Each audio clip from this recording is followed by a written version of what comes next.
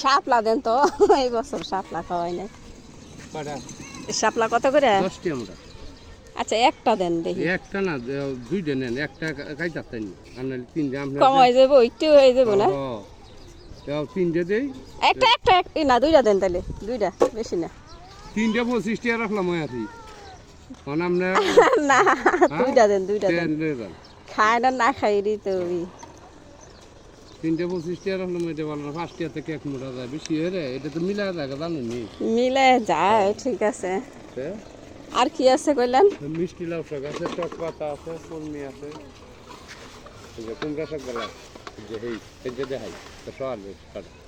আচ্ছা এগুলো কত করে? 40 টাকা। এইটা নেন, এক মোটা, এক মোটা 40।